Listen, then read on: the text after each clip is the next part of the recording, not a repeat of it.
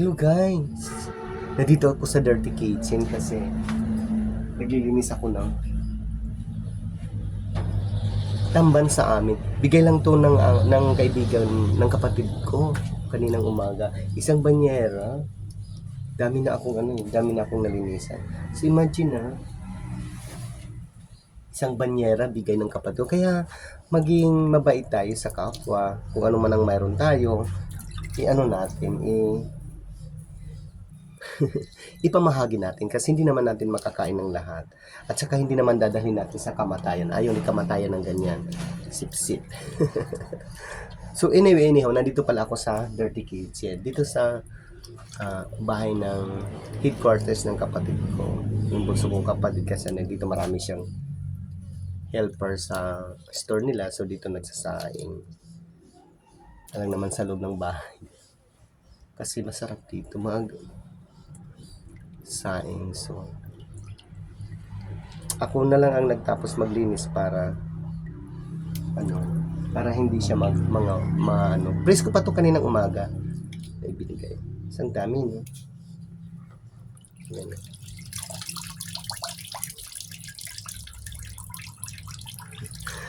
Bigay, sayang no, pera mahal to sa palengke. Ito, grasya to, itanggapin ng bigay. Kasi yung kaibigan ko mabait naman talaga yung bunso kong kapatid, yung mayroon malit na na meron naman siyang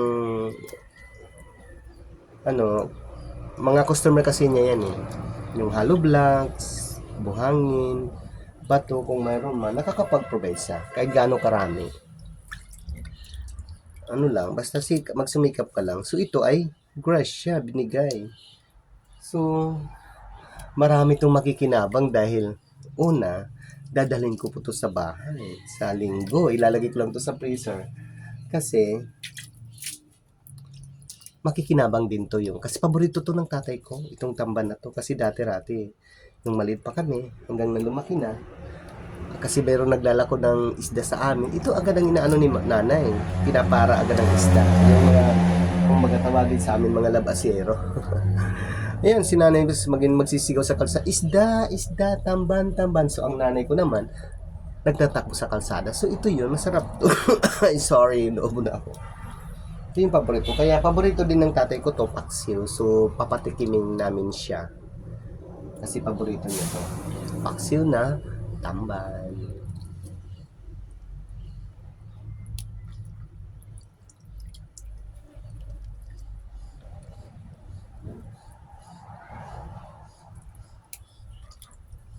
Ayan, ang dami.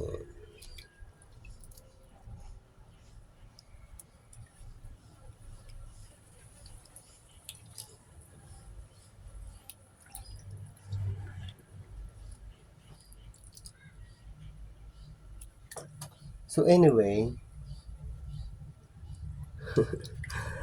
ganon.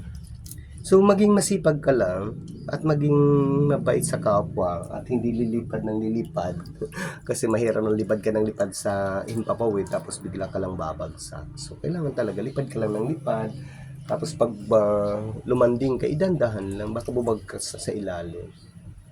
But anyway na nangyayari naman yan. Pero control lang sarili. Ito wala na to kaysa sa mga ibang wala silang mga ulam. Ito ay malaking tulong na rin to, no? Kasi ang daming trabahador ng kapatid ko. So ito ay ulam na rin. Hindi pwede na sabihin natin hindi pwede iulam tong sardinas sa inyo. Presko siya. Ang dami.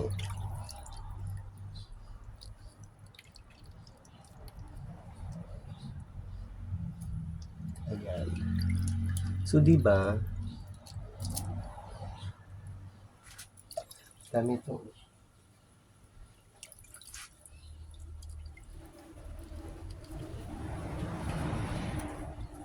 So ang gagawin ko to para maging maayos sa freezer, ilalagay sa plastic. Para hindi siya, para lahat ay ma-absorb ng yellow. Yung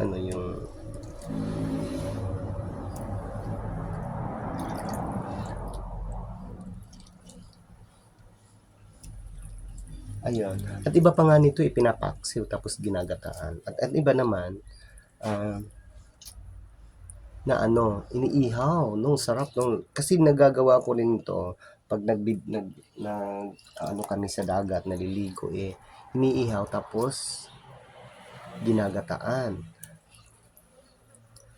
Or 'pag sa bahay naman, iniihaw din tapos ginagataan lagyan ng talbos ng kamote. Wow, sarap.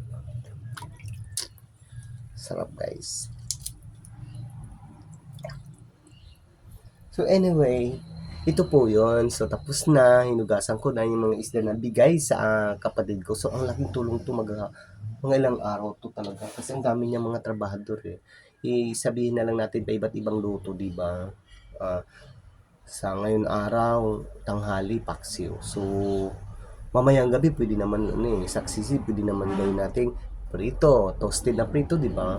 Sarap. Tapos bukas naman tinula kasi presko naman siya, di ba? So yun lang po ang aking mga ang aking work for today. Nandito ako sa Dirty Kitchen. At huwag niyong kalilimutan i-subscribe si All The Way 2024. So anyway, hindi na ako madalas mag-ano kasi dati-rati about politics ako. So parang na-busy ako at palagi naman okay naman lahat kasi noon lang yun dahil kay Maharlika. So ngayon okay na ako kasi si Maharlika dapat mahuli na yan. Masyado siyang puro fakey, nagpapabayad siya sa mga kabilang mga espiritu. So anyway, anyhow, okay naman ngayon.